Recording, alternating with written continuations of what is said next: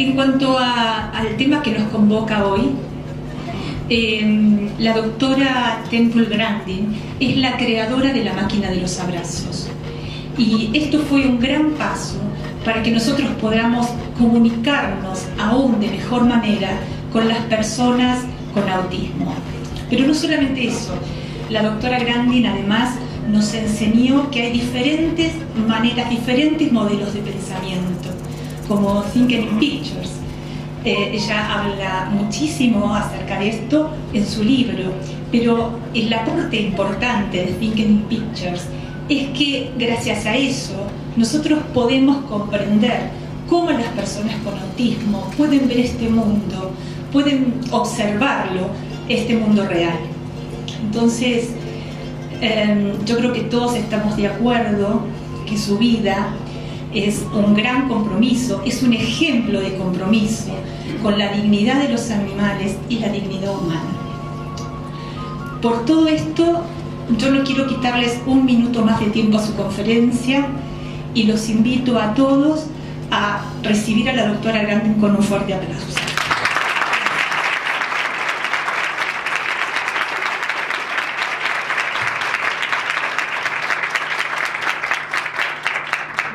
Here. Is this mic working? Okay. And I have a lot of things to talk about today. When I was a young child, I had symptoms of severe autism at age 3, no speech, rocking, screaming, tantrums. And I was very lucky to get into a very good early program with lots of one-to-one teaching. It's so important.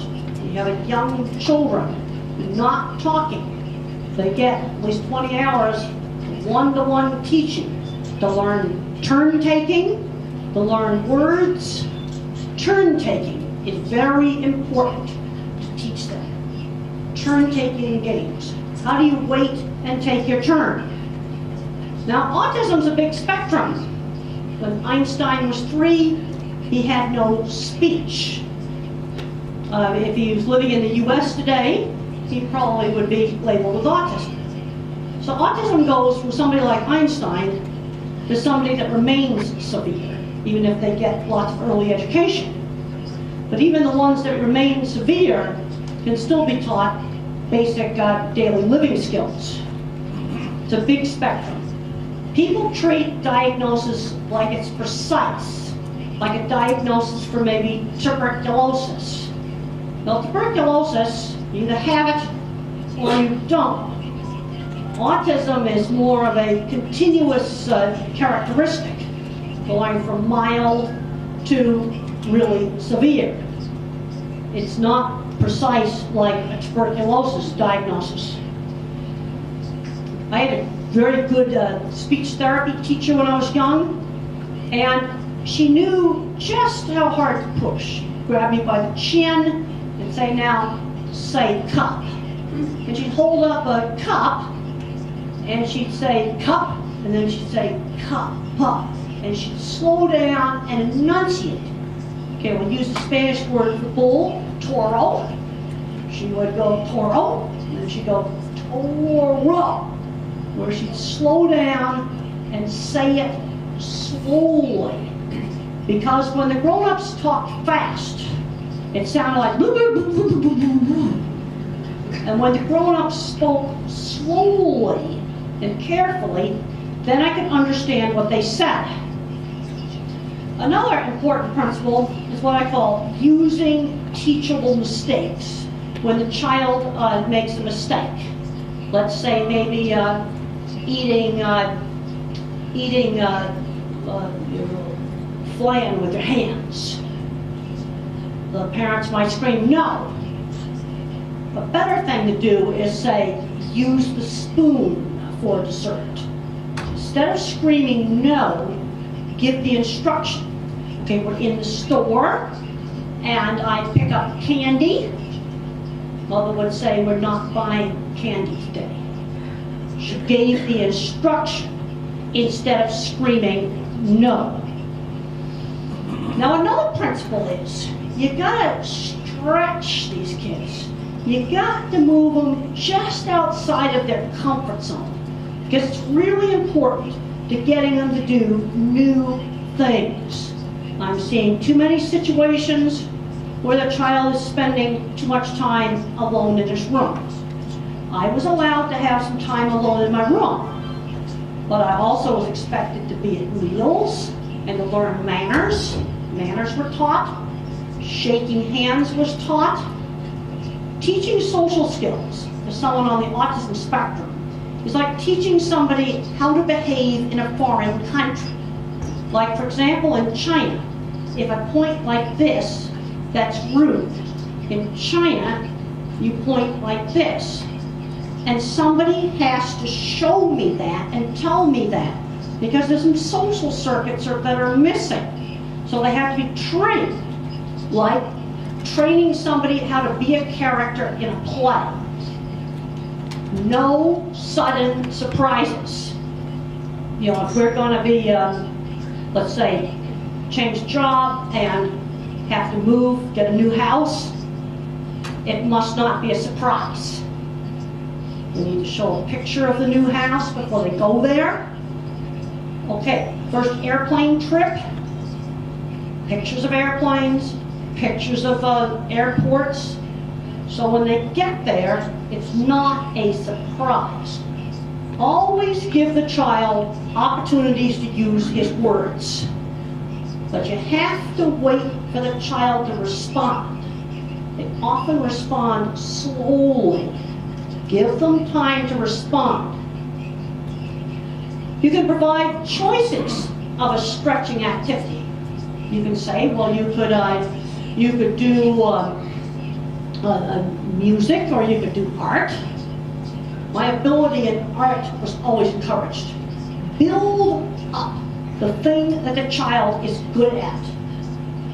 Oftentimes there's too much emphasis on what they're bad at, and not enough emphasis on working on improving the thing that they are good at. And for me, it was art. And when I grew up, I started designing equipment for cattle. That was using my art ability. And when I was bad, they would take TV away for one night. TV watching was limited to 1 hour a day. Video game playing, you limit to 1 hour a day. I'm seeing too many children playing video games 6 hours a day and not doing anything else. Now, when I had started screaming, Mother would wait until I stopped, and then she'd calmly say, you know the rule, there'll be no television tonight. When I was screaming, she never got, I'm gonna take the TV away tonight. No, she'd wait until I got calm, and then she'd just tell me, but the rule was, no television tonight. Some kids are sound sensitive. Loud noises hurt their ears. When I was a child, I was terrified of balloons, because I never knew when a balloon might pop, hurt my ear. Now, sensory oversensitivity can be very variable. Some children have hearing sensitivity. Others have visual sensitivity. They cannot stand patterns like stripes on things. Others might be smell sensitive. Now, sometimes a loud noise is better tolerated if the child controls the noise. One of the bad ones is you walk up to the speaker with the mic and it goes, and the child might get scared when he sees a mic, because he might be afraid that it might make the terrible noise. So one of the ways that help to desensitize it, okay, he walks up to the speaker, and when it makes the noise, he can move back. But he controls it. Now, obviously, I had to be checked to make sure I was not deaf. And I was definitely not deaf. And one of the reasons why teachers had to slow down when they talked to me is I had problems with phonological awareness. That is hearing the hard consonant sounds. There are some individuals whose hearing is like a bad mobile phone, where it's kind of cutting in and out. And when there's a lot of noise in the background, I have difficulty understanding what people are saying. Attention shifting slowness, this is another problem. This slide really illustrates it. Electronic eye tracking devices were put on a person, a normal person and an autistic person, and they have them watch a movie. And the yellow line is the normal person.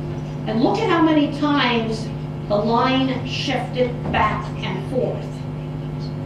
And the autistic's looking at the mouth because they're trying to lip read, because they're not hearing auditory detail. It's really important. Give the child time to respond.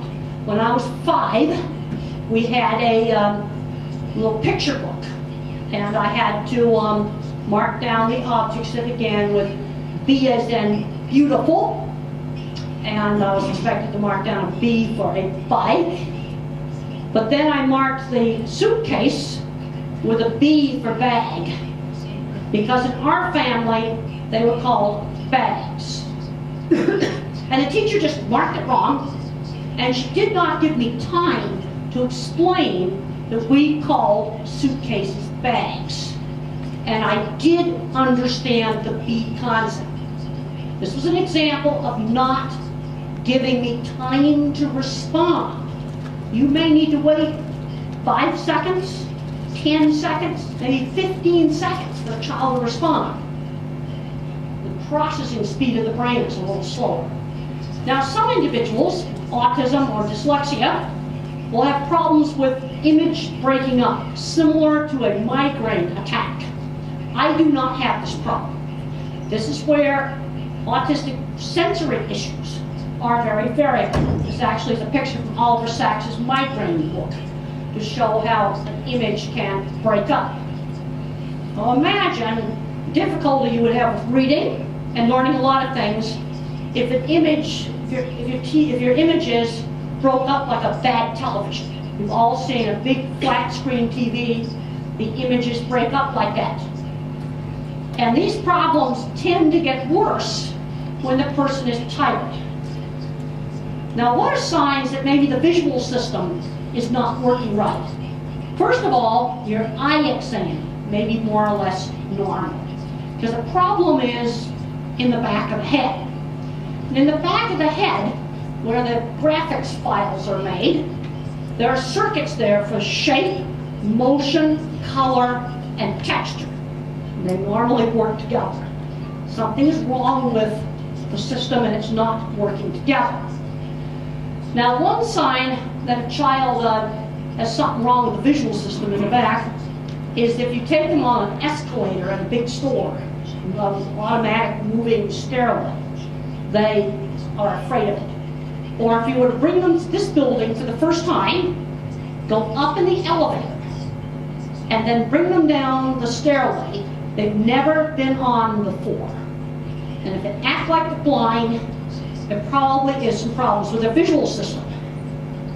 And they also will hate old-fashioned fluorescent lights, like these kind right there, because they can see them flicker. This type of television, computer, this type here, they can see flicker on it. So if you can get the more modern, flat laptop type screens and tablet screens, they're good screens, no flicker.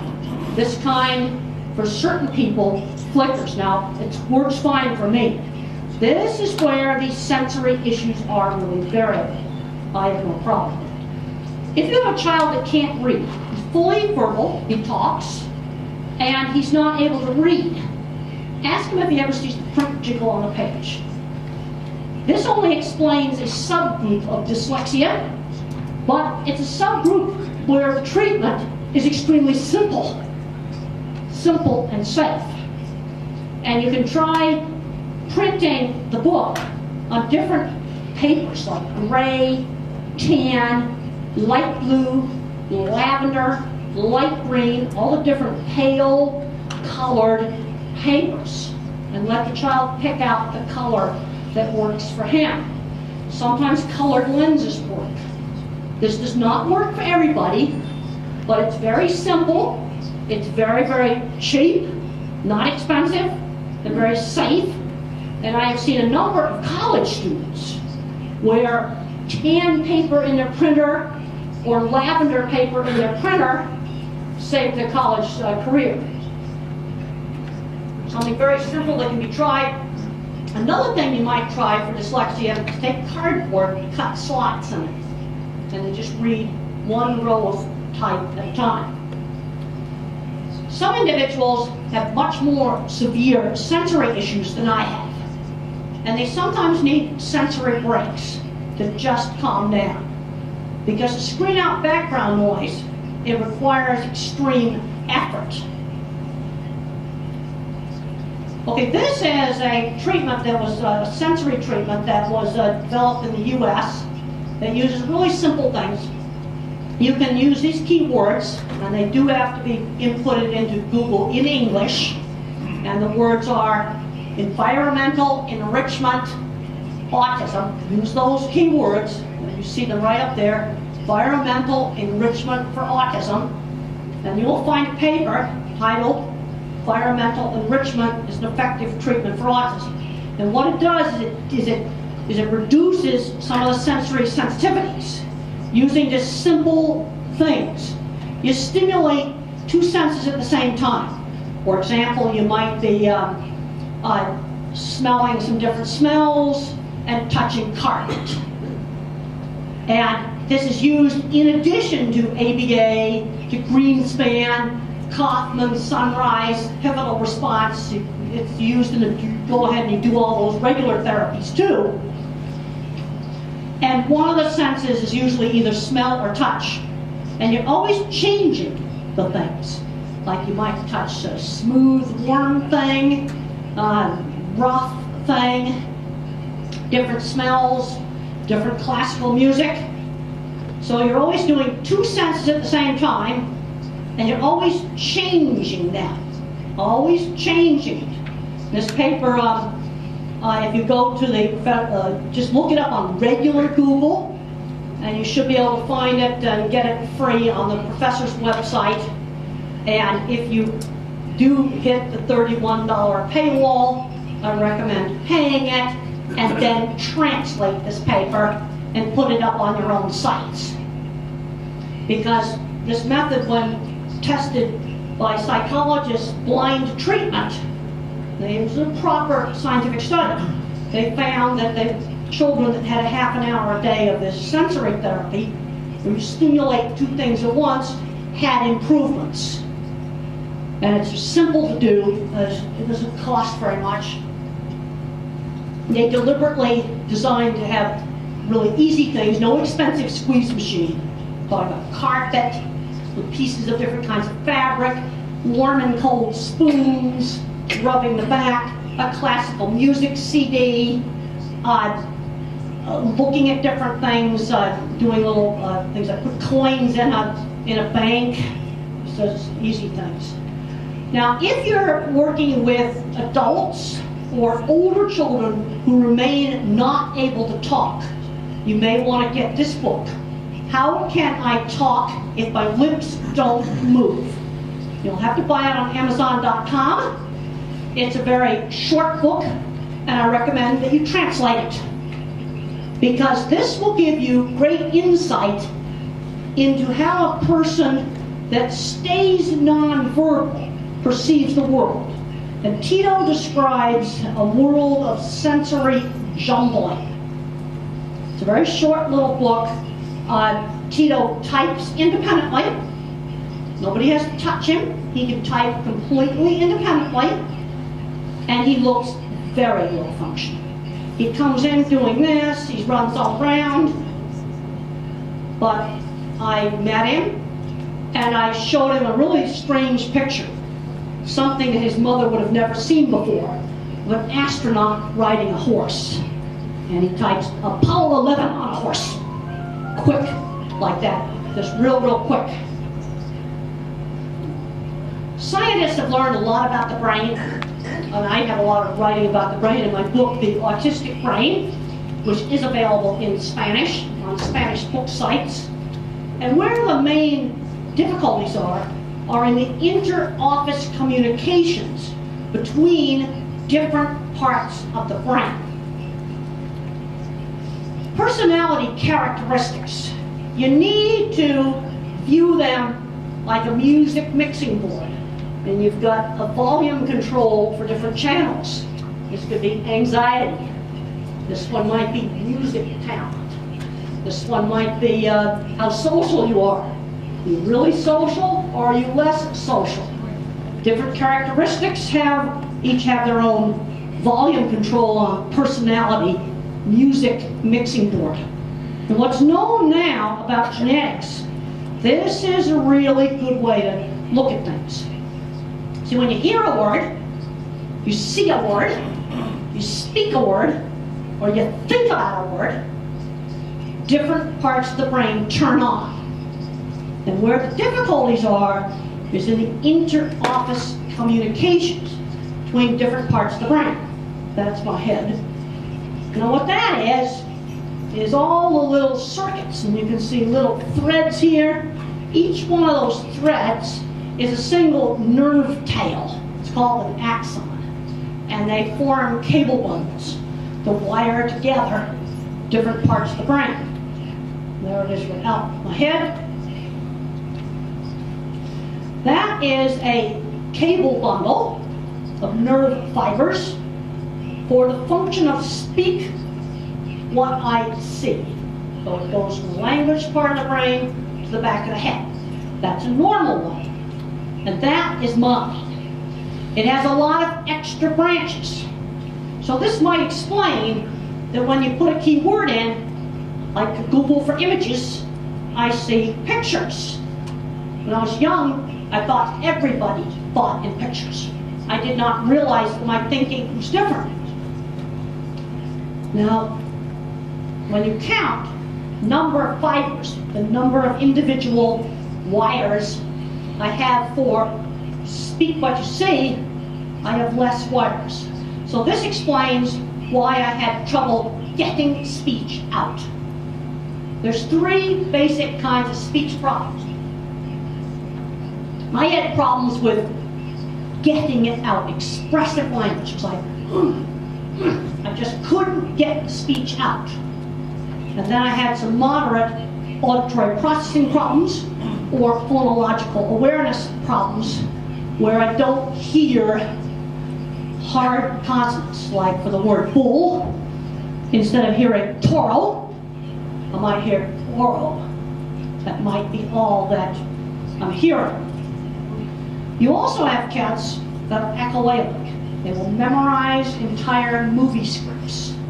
So language comes out, but they do not know what the movie script means, even though they're saying it perfectly. So then you need to take some little pieces of the movie script and then try to use it in the real world. They've got to learn words have meaning. Now this is the circuit for speak what you hear. You can see that I have a very small one. I have to learn visually. If I had to learn Spanish, I'm going to have to learn to read it first. You know, and yesterday I learned the word for please. It's por favor.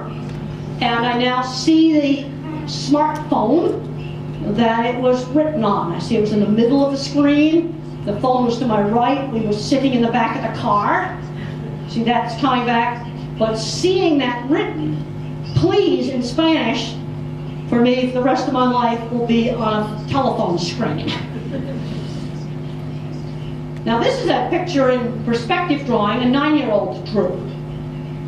Some kids on the spectrum, especially when the fully verbal ones, will develop a skill like drawing or mathematics.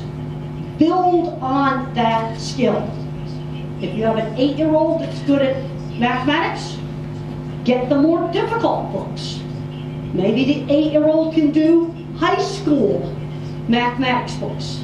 Let them do it. Because when they become bored, they make big behavior problems. So give him the more difficult books. This is a picture a young man sent to me to show how he has movies inside his head. That's the way I think. Pictures in my head. The HBO movie did an excellent job showing how I think in pictures. They did a wonderful, wonderful job with that. This is one of my curved cattle handling facilities. This is at a big meat plant in the States. And half of all the cattle in North America, when they go to the meat plant, they're handled in equipment I designed. Now, I think that's doing well for somebody that they thought was mentally retarded when I was a child. And when I design a piece of equipment, I can actually test run it in my head. This shows the system that they built for the movie. They actually recreated my projects in the movie. And here are two of my building projects when I first started. And I'm finding that working for many years building things affects how I approach problem solving. We need to be looking a lot more at what can this child do when he grows up? Because when you build something, the important thing is the outcome. You have to finish the project and make that project work. I'm going to be talking later on about learning job skills. They need to learn work skills way before they graduate from high school. When I was 13, my mother got me a sewing job. When I was 15, I was cleaning horse stalls. And when I was 16, I was painting signs and sewing. And I made a sign for a beauty shop. That was my first sign project. Because you've got to learn how to do tasks other people want. That's a really important work skill. There is one of my drawings, and we've got a beautiful projector today, really showing that. So how did I get started? Well, I was socially very awkward. So what I learned is I learned how to sell my work. I'd show people my drawings, I'd show them photographs, and they'd go, "Oh, you did that?" I showed my portfolio. We need to be working with some of these kids and building up a portfolio. Things like computer programming, writing, jewelry they've made, theater they've been in, all kinds of different things. I get asked all the time, how did I get interested in cattle? I was exposed to cattle when I was 15. Students get interested in things they get exposed to. This is why it's so important to have in the schools music, theater, skilled trades like welding, drawing. We have agriculture classes in our high schools because this exposes kids to enough different things for careers so they can get an interest. Recently, I had a chance to visit Fermi Lab where they have all the physicists. And there was lots of people on the spectrum there. Yes, and they had messy offices. I was checking that out. And I asked some of these scientists how they got interested in these jobs. A great high school science teacher. I had a wonderful science teacher who got me interested. Good teachers expose students to things that can turn into careers. There's another drawing. Now I realized my thinking was different when I asked a speech therapist one time, a very verbal person, to think about church steeple. And she got this vague, generalized, pointy thing in her head. I have no pointy thing. I only see specific ones. They kind of come up in my mind like Google for images. I would think of childhood ones in Fort Collins, Colorado, where I live, famous ones in the US, more famous ones in Europe. My concept of what a steeple is based on steeples I've seen. I can sort them into cathedral type, maybe chapel type. I can sort them into different categories. Concepts are formed from specific examples. That's why it's so important to get these kids out doing and seeing a lot of things. Now this is a brain scan that shows that I have a big circuit for visual thinking. Now, there's the red one there, it's really big. And This goes all the way back into what's called primary visual cortex. That's where the individual graphics files are located. Now this scan shows why I did so terrible in algebra. Because what's blue is full of water. And I have really horrible working memory. When I take the tests, I did really well on the block design. I did really well on the Raven's progressive matrices. I did really well on judging angles. But when it comes to remembering long strings of verbal instruction, I was horrible. This is one of the places where if you have a task with a sequence, write it down. Like a pilot's checklist. Pilots do not rely on memory. They use their printed checklist. And you can just tell the student he needs a checklist, like a pilot. You can go online, just type in pilot's checklist, and you can get one online. This is a really important slide. This is the different kinds of minds. I discussed this in my book, The Autistic Brain. I also talk about it in my TED Talk. I am a photorealistic visual thinker. Everything is like a picture. Couldn't do algebra. And one of the mistakes made in my math education is should have gone to geometry. So how did I get to college? Well, education has different fads. And in 1967, when I went to college, the national standard in the US was finite math, which is probability. In other words, you learn all about casinos, statistics, and matrices. And with tutoring, I could do that. That saved me in college. Another kind of mind is the mathematics mind, or the music mind. This kid thinks in patterns. I think in pictures. The pattern thinker thinks in patterns. And then you have the guy, the person that's a verbal word thinker. Then there are some people, especially some people with dyslexia, that are very good auditory thinkers. They learn completely through their ears. And so-called normal people are more likely to be mixtures of the kinds of thinking. There's two ways to do the math. You can do it the more verbal way, or you can do it the more visual spatial way. Introduce different methods of teaching. I learned reading with phonics. Another student may learn it whole words. Use the method that works, because what's important is the outcome. Reading. I'm realizing how much the construction trades have affected how I think. Because when you build something, it's about having a good outcome. This praying mantis is made by an extreme pattern thinker named Robert Lane. It's made with folded paper. It's origami, really, really complicated origami. With folded paper, no tape, no cutting, and the background is the folding pattern. This is definitely not my mind. This is the mind of the mathematician. And there are some beautiful little origami that some mathematicians made. This is a great activity for elementary school children that love math. And that's me as a teenager on my aunt's ranch. Hands-on classes. I love to do hands-on things. I was bullied and teased in school. The only place where I had friends was specialized interests. Horseback riding, electronics, another child that may be music, band, choir. For another child it might be robotics club, computer programming. Theater is a great thing. When you have a person that is bad in social skills, they can learn a lot in theater. And theater has a lot of good careers.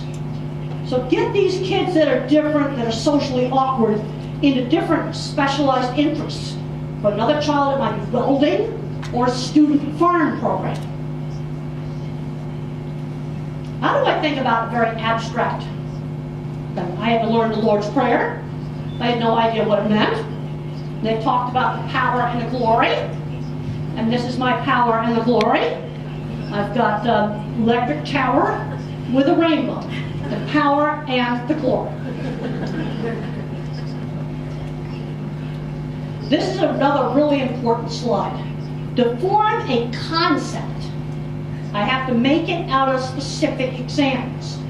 Like church steeple, I see specific pictures.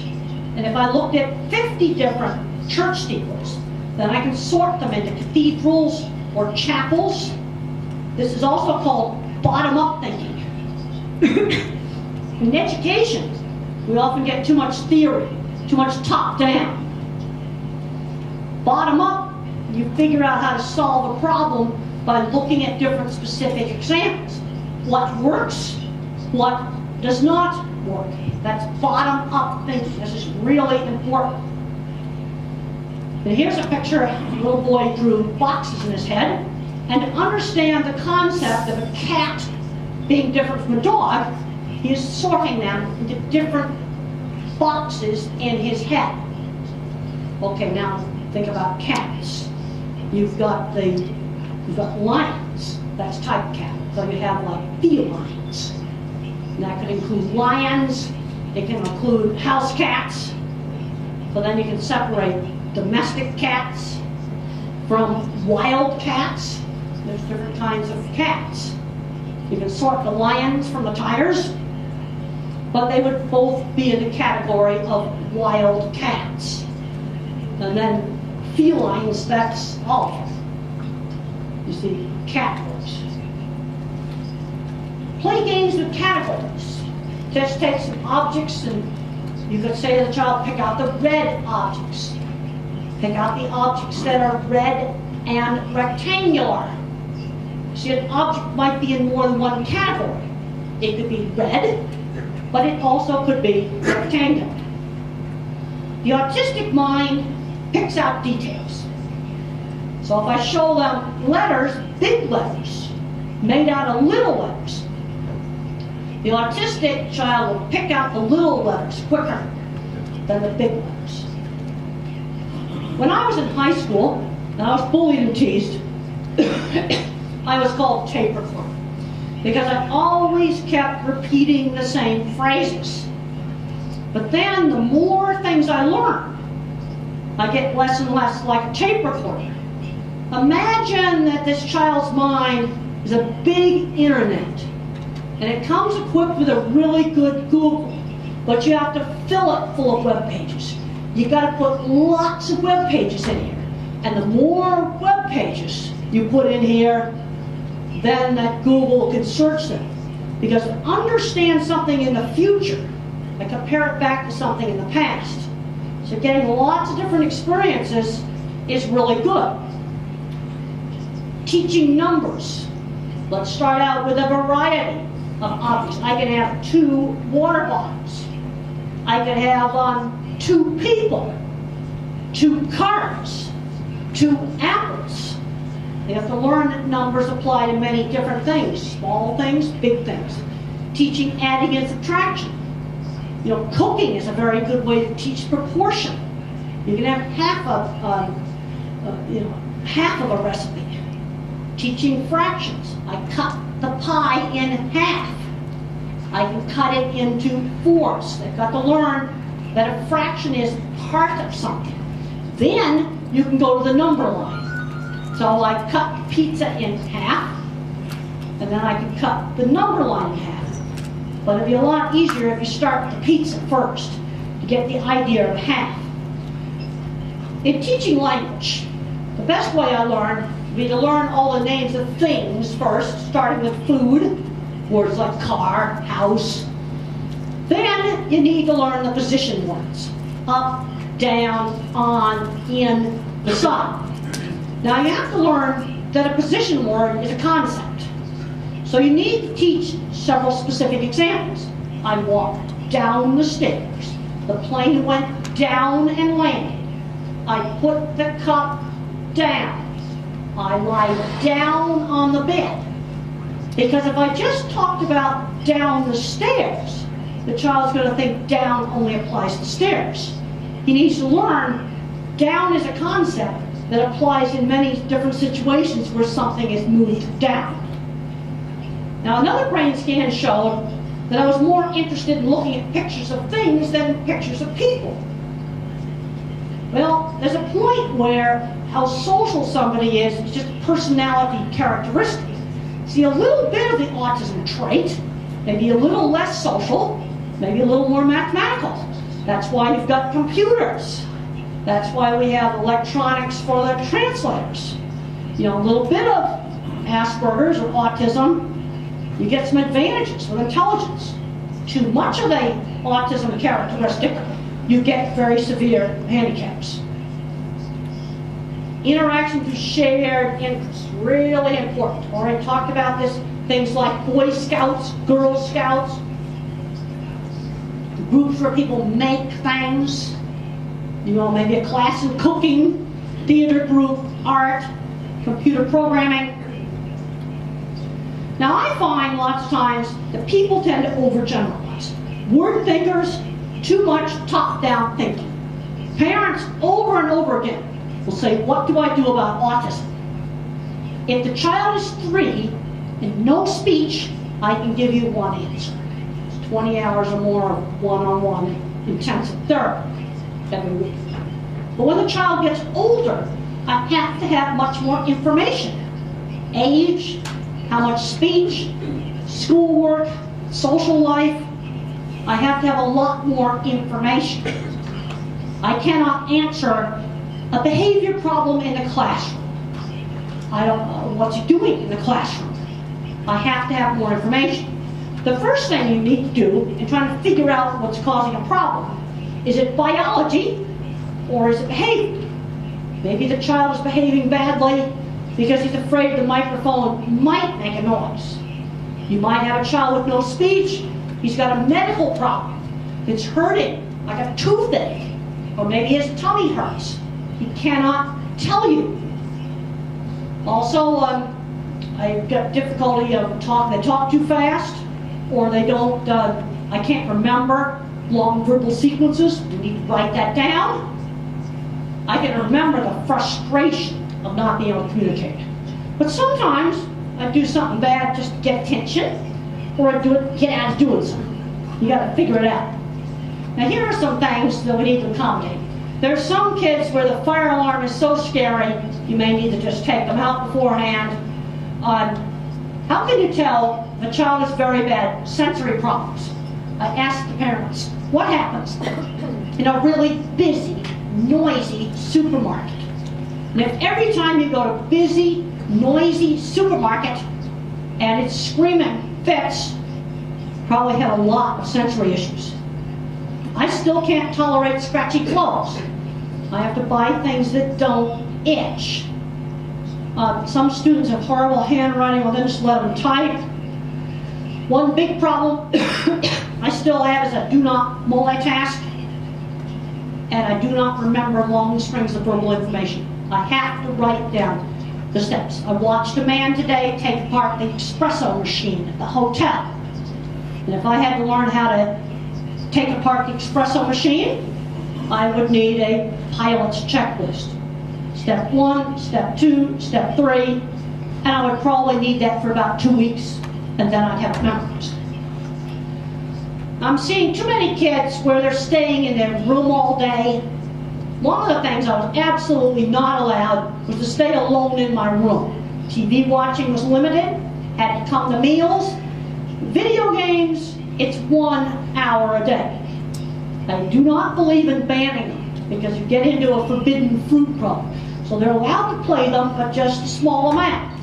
1 hour a day. But I'm seeing too many problems where the kid is staying in his room all day. I saw an 18-year-old honor student who had never grocery shopped. I'm seeing kids coming to meetings, parents do all the talking. The child has not learned how to do the talking. I learned how to shake hands because when I was 8, I was party hostess at my mother's parties. Here's where a 50s upbringing helped. Turn-taking in games and conversation. Being on time. I was not praised for that. That was expected. I had to sit through church even though I thought it was boring. Yes, and I had to be quiet because the rest of the family wanted to do church. Too often I hear they can't do church because the kid's throwing a big fit. And I gave a talk in a church recently where a little boy was running around in the aisle. And I said, I know you can sit still. then I want you to go back in your seat and sit still. And he did. And then at the end of my talk, I complimented him, being really good for sitting still. He didn't need to be running around in the aisle. Now there's some children where we have churches with a lot of electronic music. That would not work. Or he'd have to wear headphones during the service. But one of the ways you might desensitize that would be come in during a rehearsal, and the child could adjust the volume on the music board, let him be the sound engineer, and maybe he could learn to tolerate. Saying please and thank you are a favor. I just saw that telephone screen again. And when a social mistake was made, they gave the instruction instead of just saying no. Mother and the teacher worked together. The rules were the same at home and school. This is really, really important. Shaking hands, ordering food in restaurants. These things were just taught. I was even taught to look at the prices. And if the host orders, I'll use US money, a $10 item, I do not order $40 steak. You take the cue from the host. Learning how to shop, doing household chores. Kids need to get out and do free play and learn how to negotiate other kids. Now that is the people that put the Mars rover on Mars, and there was lots of Asperger's there. And being eccentric's okay, but you cannot be dirty and rude and nasty and things like that. It's okay to cry. This came up in the meeting upstairs. How did I get to control aggression? After being kicked out of school for fighting, I learned to switch anger to crying. And I was asked, well, what about boys? It's okay for boys to cry. Because when NASA shut down the space shuttle, grown men were crying. Crying on camera, walking off of camera, crying. And you can look it up on the 60 Minutes show in the US. It's about 2 years ago, and people typed in space shuttle cancellation. You can find the program. But one of the reasons why these NASA space scientists still have these jobs is they cry instead of throwing things. And many of these NASA scientists are granddads now, and they have autistic grandchildren. Then there's a lot of autism around Silicon Valley, 2 computer programmers, and a nonverbal kid at Microsoft. Now I take all the rules of the world and I categorize them, because see, my mind puts things in categories. If you want a civilized society, you have to control really bad things like robbing banks, wrecking buildings, stealing stuff. Then you have your courtesy rules, like saying par favor, things like that. Then you have this category called illegal but not bad, like how do we get out of the algebra requirement, how do you get around some stupid bureaucracy. And then you have the sins of the system. Like, for example, in the US, I am allowed to criticize the president, but I cannot threaten him. I go to some other country, if I criticize the president, I go to jail. Yeah, you don't mess with these things. And they're different in different societies. Now, if you have a nonverbal person, this is just a list of some of the hidden painful medical problems he might have. Heartburn, acid reflux, constipation, urinary tract infection, ear infection, tooth infection. You've got to rule these things out. This is my squeezing machine. When I got into puberty, I started having huge anxiety attacks. And I found this squeezing machine helped. Another thing that helped was exercise. Lots and lots and lots of exercise. A brain scan showed that my fear center, the amygdala, was 3 times larger than normal. And low doses of antidepressants controlled the fear. As I went through my 20s, panic attacks got worse. And then I'm on a drug now called disipramine at a very low dose. Too high a dose for anxiety, bad, won't be able to sleep. And if you want to read about this in my book, Thinking in Pictures, I have a chapter where I describe my experiences with antidepressants. I don't know how good the Spanish translation is. If you read English, I one chapter, if you could read it in English, then I know that you get it right. But this low dose of antidepressants really helped me. There's a rear view of the squeeze machine. There is a therapist doing some pressure. At the same time you're doing the pressure, you might do a little teaching some words, or some ABA, or some Greenspan. Because sometimes doing the pressure helps calm the nervous system down. Some kids respond very well to swinging. Others don't. This is where autism is so variable. Some kids who cannot talk can sing words. They can do music and sing words before they speak them. There's a little weighted vest, and that's helpful for some. Works on some, others it doesn't work. Now I get asked all the time about evidence-based medicine. Well, having been for years and years and still in the cattle business, I'm a very, very practical person. Now, yes, I'd like to have scientific studies, but one of the problems we have in autism is the weighted vest works on one subgroup, another group it does not work. And so for evidence-based, if something is very cheap, very not expensive, very safe, which this would be, very safe, and try it, might only take a little short time, well, I'll try it, like the colored paper. If something's dangerous, very time-consuming, or it's, when I talk about safety, time-consuming, or expensive, or very, very expensive, then I have to have a lot more evidence-based.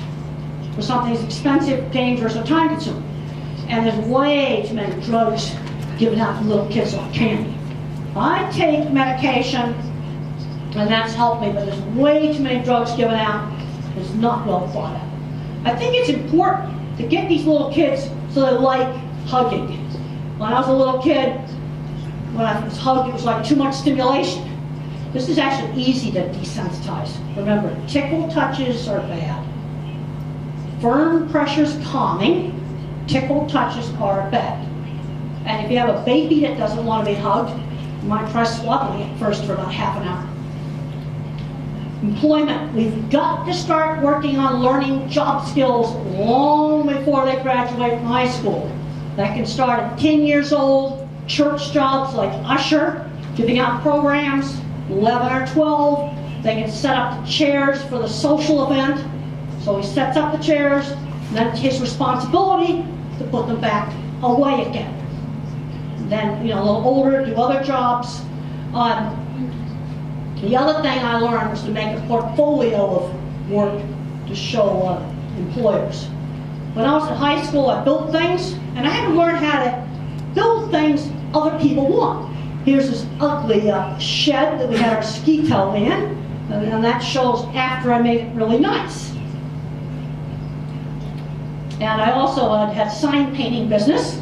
That's me on top of a really stupid exhibit at the Arizona State Fair with a Himalayan monster, and a very stupid thing, but I was learning work skills.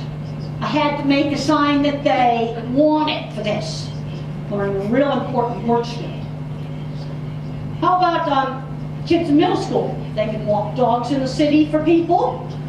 They could work on fixing computers, running virus software, make PowerPoint presentations, make artwork and sell it.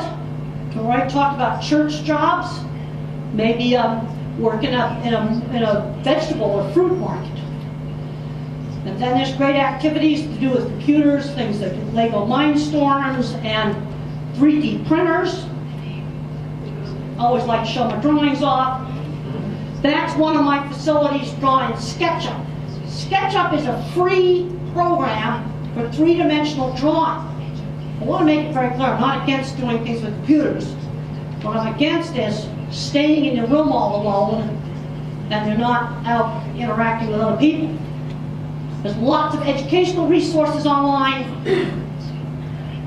Now these will be in English, unfortunately, but Khan Academy has all kinds of free mathematics lessons. These are free sites for learning programming. You can just take some of these things and just translate them. But a lot of this stuff is free. Really fun mathematics site right there. These slides are on this computer. If you want to translate them, go right ahead. Now, when I was in high school, my science teacher showed me the optical illusion room. So I got interested in optical illusions and how the brain works. Again, that brings up exposing students to get them interested in interesting things. And there's the movie crew, many, many Aspergers. And how did these Aspergers get movie jobs? Well, they had a friend that made scenery that needed some help. You got to figure out these back doors, networking. So if you have a child that does great artwork, put it on your phone so you have it to show.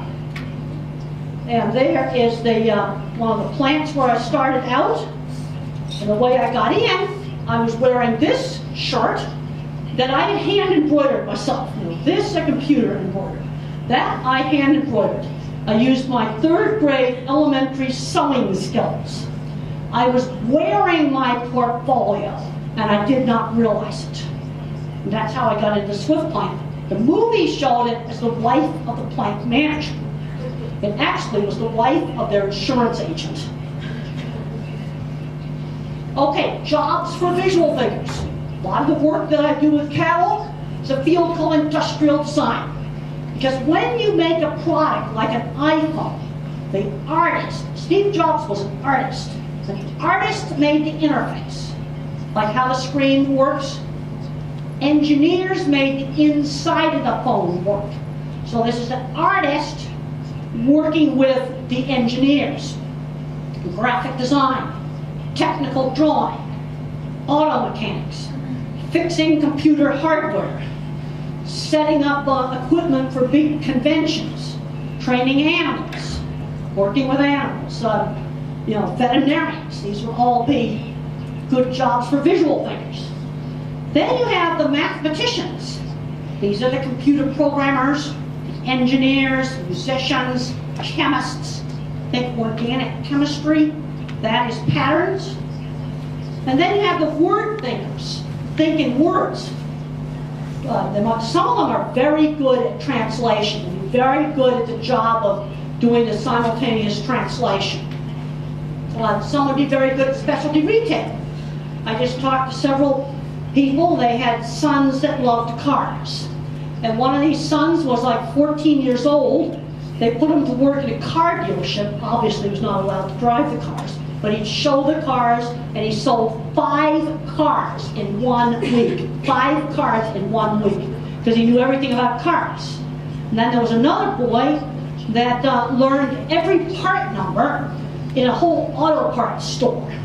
Didn't have to use a computer. It was in here. You know, that's using some of your skills. Actors, stage acting, for some of them is a good career. Theater. Now how about people that are nonverbal? Find something they can be good at doing. I talked to a doctor that does a lot of talks back in the US, and he took a man out of an institution that could barely dress himself, and he taught him how to serve coffee. And he became the coffee server at a store. And then when he retired, he became the coffee server at the senior home. That was, he had a real job. People appreciated it. He made good coffee, he served it, and then he cleaned up after it. And that gave him meaning in life. My mother says it takes a village to raise a child. This is where, you know, everyone has to work together. You go, yes, Jose is kind of quirky, but he'd be good working in this store. You know, just kind of work in the village. Now, where we have a problem in autism is you've got a very big difference between a mild Asperger's that should be in a high-level job, and you now have a very severe adult with autism. Cannot use the toilet, cannot do normal activities. You take them to a restaurant, you'll break the place apart. That's extremely stressful for the family. This is the problem with autism, is you're going somebody that should be making the next iPhone to somebody that requires a completely supervised living situation. One thing my mother is still doing, she's doing a lot of talking to different people, networking. All right, how do we evaluate a trait? I'm going to talk just briefly about medications. Medication really helped me. And a small amount of medication used carefully really do good things. But I'm seeing too much, and I only speak for my own country, but I'm seeing situations where you might have an 8-year-old on 7 different medications, and real powerful ones. Antipsychotics, they're 50 kilos overweight, they're pre-diabetic. This is bad. They're getting nerve damage, and no thought went into it. You have to look at risk versus benefit. And then if you're evaluating some treatments, cost versus benefit. Okay, try one thing at a time, so you can figure out what works. The other good principle, if you try a medication, is it should have an obvious good effect. Like, yeah, this stuff really works. And we have a lot of different companies that make the same medication. And I know from my own medications, they are not exactly the same. Don't be switching brands. And don't expect the drug to give you 100% control, because it won't. Here are some really good books from the US. They're not available in Spanish. As far as I'm concerned, you go ahead and translate them. You'll have to pick them up off of Amazon. Special diets, they work for some kids. Omega-3s, just starting to get some good information on that. The antidepressants, where they can really work, is for anxiety. I like to call them the anti-fear drugs, because they control fear. I know a lot of people take Prozac and Zoloft. I'm getting too many problems with memory on Paxil. Paxil's not a good drug. But if you're taking it and it's working for you, stay on. You know, there's a saying in engineering: if it ain't broke, you don't fix it. So you're on something maybe not the best first choice, is working for you, and stay on. But this is probably a bad first choice. I've gotten too many memory complaints. But I know lots of professionals taking Prozac, Zoloft, and Lexapro with very, very good results for their anxiety. Here are the antipsychotics. Way too many of these given out way too freely. But there's one place where a little tiny amount of risperidol can work. Extreme sound sensitivity. Tiny dose, 1/4 of a milligram. Little tiny dose of risperidol. The mistake that's made often with these medications is giving way too much. Because for people that have anxiety, I've seen really bad situations where they gave them too much Prozac and they felt like they drank 50 cups of coffee and they could not sleep. For anxiety, to make it work, it's a low dose. Other things that people have worked with, especially for hot and sweaty kinds of rage, the blood pressure medicines like the beta blockers sometimes are helpful. Then the epilepsy drugs, especially if you have rages that just come out of the blue. Which the person might be sitting there listening to his music player and he just throws a fit. Might actually be a seizure. ADHD drugs usually make more classical autism worse. But there's a genetic crossover between mild autism and Asperger's and attention problems. You've got to look up your drug interactions. People take too much stuff.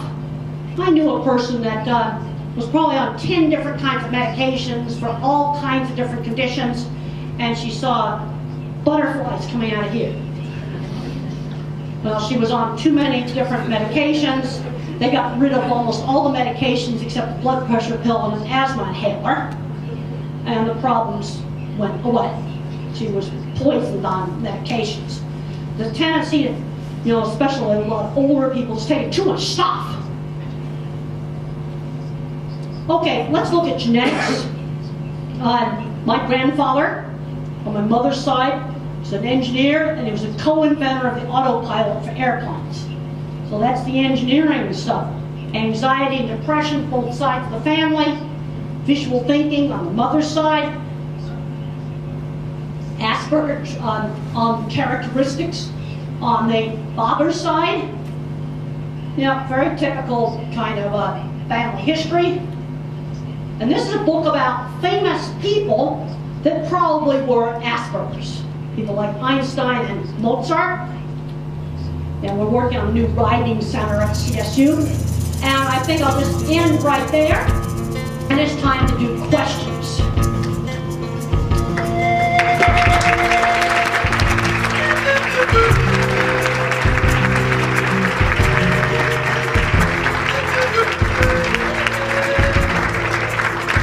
What I'm going to do is pass me.